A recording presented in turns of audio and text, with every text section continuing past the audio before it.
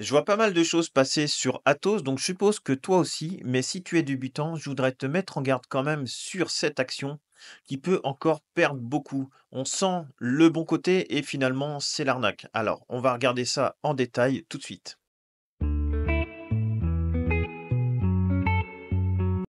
Je te partage mon écran. Donc là, tu peux voir, c'est l'action Atos. Donc tu dois sûrement voir, et surtout si tu débutes en bourse, le piège là. Alors, Atos, vous voyez depuis le plus bas ici, c'est à peu près 529 de rebond. Voilà. Alors, vous pouvez être tenté d'acheter hein, quand vous voyez, je sais pas, sur un site ou mettons sur votre téléphone, vous avez Investing ou des choses comme ça. Vous voyez la performance du jour avec un plus 50, plus 40%. Dire, ah bah oui, il faut absolument que je prenne le train. Je suis en train de rater quelque chose. Non, non, non. Hein, bah, c'est là, je suis vraiment, c'est une vidéo pour vous mettre en garde sur ce type d'action. Globalement, il y a peu de chances que ça monte. Voilà. On va l'éplucher ensemble en détail, graphiquement, et je vais vous faire voir pourquoi. Alors souvent, on voit des choses comme ça. Vous voyez, c'est du Boursorama, donc je suis quand même un Boursobank, je suis quand même assez, déçu, hein, c'est un truc d'aujourd'hui là, qu'on puisse mettre des choses comme ça, vous voyez, pour des particuliers. Alors ça va faire, hein, pour le site, hein, c'est sûr, hein, des achats-ventes, avec des frais pour ceux qui veulent rentrer et sortir.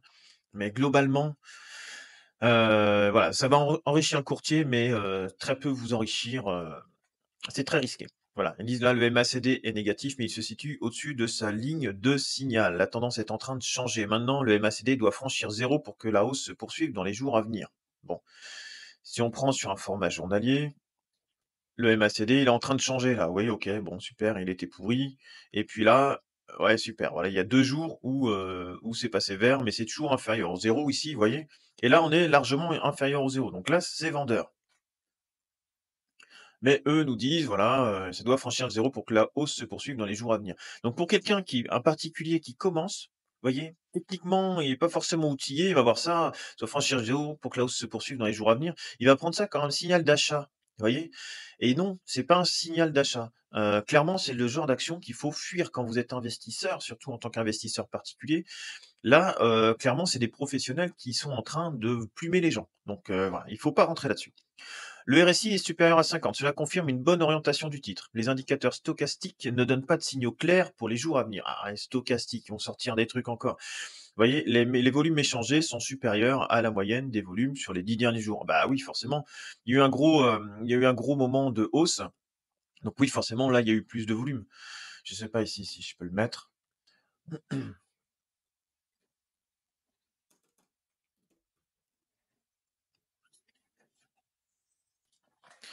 Oui, je peux vous mettre un stochastique, hein. Bah oui, forcément, ça en monte parce que là, ça monte. Ouais. Oui, c'est bien orienté, mais globalement, c'est pourri, quoi.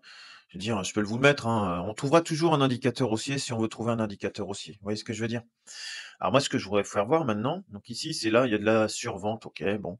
C'est qu'il y a quand même, voilà, Atos qui est en train de discuter avec l'État pour faire reprendre la partie supercalculateur pour la dissuasion nucléaire. En gros, c'est des gros ordinateurs qui servent à la dissuasion nucléaire. Mais là, ce sera un rachat. Vous voyez, on est en train de revendre ce qui marche de chez Atos. On est en train de le nationaliser, cette partie-là, parce que Atos est en train de se faire découper à la vente. Voilà. Et c'est ça qu'il faut retenir de ça. Et là, il y a un plan de dilution en plus des actionnaires jusqu'en janvier 2025 au plus tard, parce qu'il y a une grosse dette. Ils veulent éponger une grosse dette. Et là, il y a une dilution des actionnaires. Ça veut dire que vous faites diluer. Ça veut dire que il y a une dilution des actionnaires. Ça veut dire que votre action, bah, vous faites diluer ce que ça valait, bah, pour rembourser de la dette. Eh bien, vous vous faites avoir en gros, parce que votre action elle vaut moins cher. Donc ça, vous voyez, c'est une mise en garde cette vidéo-là. À court terme, il n'y a rien d'acheteur. Vous voyez ici, on est sous la moyenne mobile 200. Là, la moyenne mobile à 20 périodes, elle est largement encore en dessous de la moyenne mobile à 50 périodes. Le RSI, OK, il passe au-dessus des 50. Et là, on est inférieur au zéro. Donc, vous voyez, il faut quand même plusieurs signaux avant de rentrer. Là, il y a un signal, OK. Mais là, c'est pas acheteur. Là, c'est pas acheteur non plus.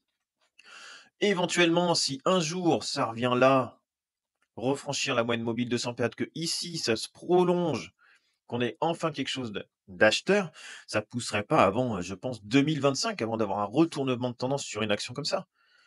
Mais là, globalement, ici, ce qui va se passer, c'est que la plupart des gens, ils vont lire des articles partout, ils vont voir du Atos, voilà, ils vont dire: «Bah, moi, je veux pas rater ça» et vous allez rentrer sur les plus hauts et vous allez manger, vous voyez, un moins 80. Donc voilà, et sachez qu'une action qui a perdu 90 peut reperdre encore 90. Il y a pas de problème. Si on revient un petit peu avant, on n'est pas loin, hein. On est sur, juin 2024, regardez. Juin 2024, ça prend 300. Voyez? Donc là, les particuliers, ils ont dit: «Ah bah oui, super, ça y est, ça repasse haussier, moi je veux acheter». Sauf que là, vous voyez, on va vous dire pareil: «Bah oui, le RSI, c'est bon, il est bien orienté, le RSI, il y a pas de changement de tendance à court terme». Là, dire le stochastique, si vous enlevez toute la partie après les 2 bougies, les 2 petites barres vertes, vous voyez, ça revient comme aujourd'hui. On va vous dire: «Bah oui, il faudrait quelques machins pour que ça refranchisse le zéro pour avoir une», mais non. Derrière, vous voyez, ça prend, vous êtes rentré là parce que, bah, vous achetez sur le plus haut, vous prenez moins 74. Vous dites: «Bah non, mais c'est bon, ça peut plus baisser, tant pis, je reprendrai, je vais garder à long terme et puis, je renforcerai si besoin». Et là, vous prenez moins 94. Voyez? Et même si vous étiez là, c'est encore un moins 62 par rapport au plus haut. Donc non, il faut pas rentrer là-dessus. C'est clairement un dossier où il ne faut pas rentrer parce que c'est le genre de boîte qui finira en faillite. Ça a été géré, ça a été géré comme la plupart des entreprises françaises où l'État avait son nez dedans avec les pieds, voilà, clairement, il faut le dire. Il y a eu 2 périodes où c'était acheteur, par là, 2013, à devoir passer en format long terme, vous voyez? En format mois. Il y a eu 2 périodes, hein, en gros. 95-2000, voilà. Après, il y a eu la bulle internet, voilà. Il y avait un petit peu à prendre, oui, 350. Vous rentrez là, vous attendez des signaux de sortie long terme, vous sortez par là, vous prenez 350-400. OK. Là, rien à faire. Là, c'est pourri, hein. Ça perd après, ça perd 90. Voyez? Et puis là, on va vous dire: «Ah bah oui, c'est le moment, faut en acheter. Oui, là, c'est le moment, faut en acheter. Ça pourra pas aller plus bas». Et bah si, vous perdez quasiment tout votre investissement. Deuxième période acheteuse, éventuellement sur du long terme, ici, jusqu'à la sortie, ici, 120. Ouais, cette action entre 94 et 2024, il y a eu 2 fois où ça valait le coup d'acheter. Pour le reste, c'est pourri. Là, regardez, vous avez envie d'acheter ça? Vous avez envie d'acheter ça? Moi non. Regardez, là, c'est pourri. Là, c'est pourri. Ça traîne au fond ici avec un RSI à 20 depuis maintenant, allez, si on prend là, hors dehors de ça, depuis 2 ans.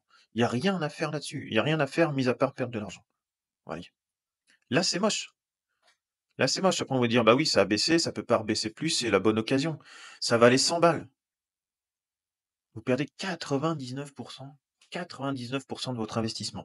Donc voilà, je pense qu'il y a largement mieux à faire ici que d'aller perdre de l'argent sur ce type de dossier avec des rebonds comme ça. Vous voyez, il y a quand même de fortes chances que ça fasse, peut-être ça va monter à 1,10, hein, peut-être, hein, il y a encore, 30, oui. Mais après, il y a quand même plus de chances que ça fasse ça, moins 74, que ça continue à monter.